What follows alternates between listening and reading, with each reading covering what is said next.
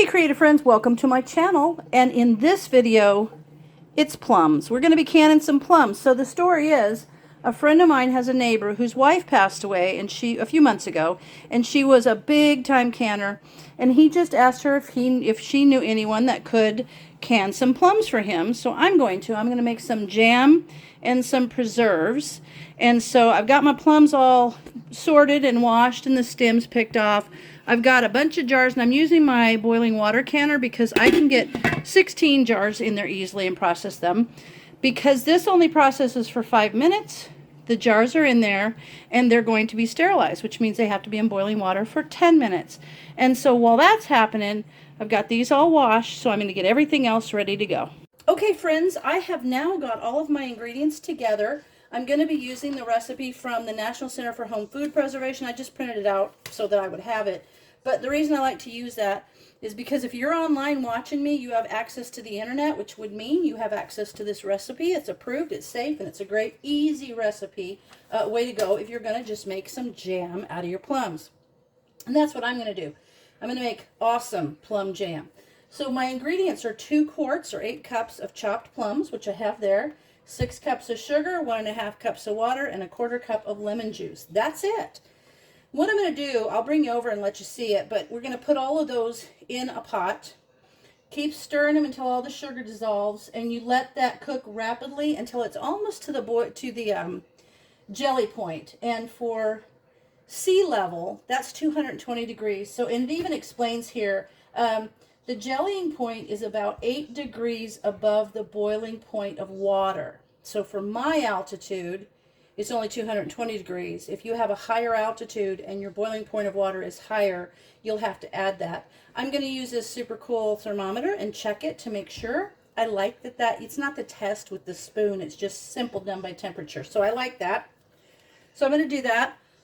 All of my jars have been sterilized, which means they have been processed in boiling water for at least 10 minutes to sterilize the jars. The reason we have to do that on this recipe is because the processing time for this is only 5 minutes. Actually, processing is really quick on this. So it'll be 5 minutes. If you're at a higher altitude of above 1,001 feet to 6,000, it'd be 10 minutes. Above 6,000, it'd be 15 minutes.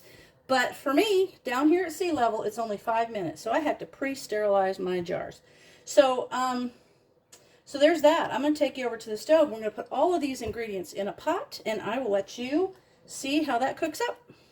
Okay, here we are at my pot, and I'm gonna put the water in first, only because I always like to do that so I don't feel like they stick. Then my lemon juice, 1/4 cup of lemon juice, 1.5 cups of water. Then I'm gonna put in all of these plums, which are so tasty. Oh my gosh, they're beautiful. And then I'm gonna put in the entire 6 cups of sugar.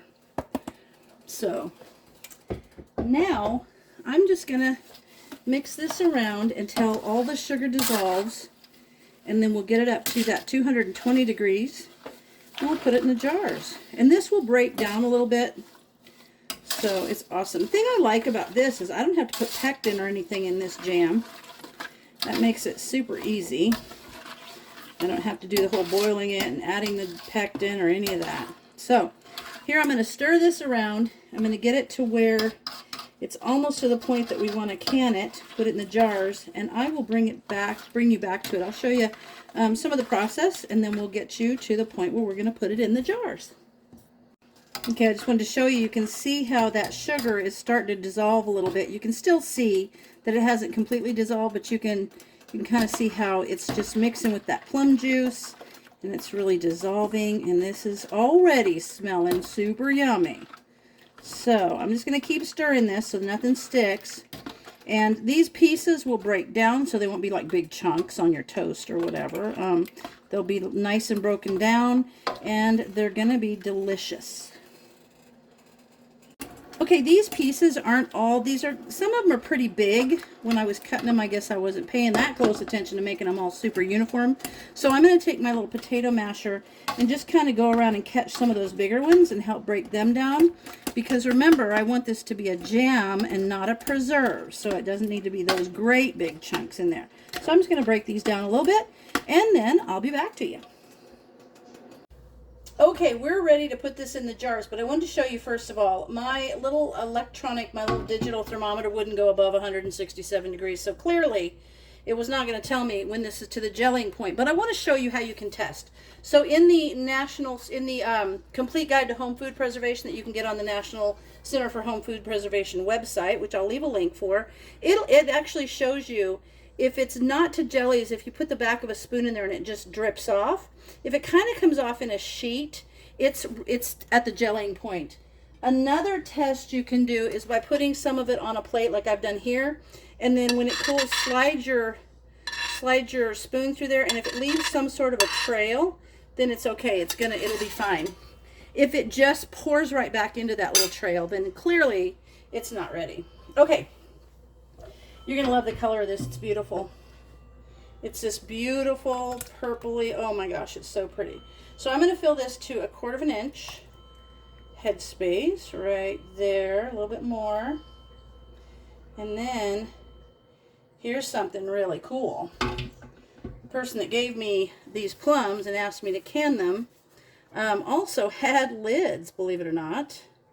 She must have stocked up last year, because there was a bunch of lids in there, which is good because I wasn't going to use all my Tadler lids.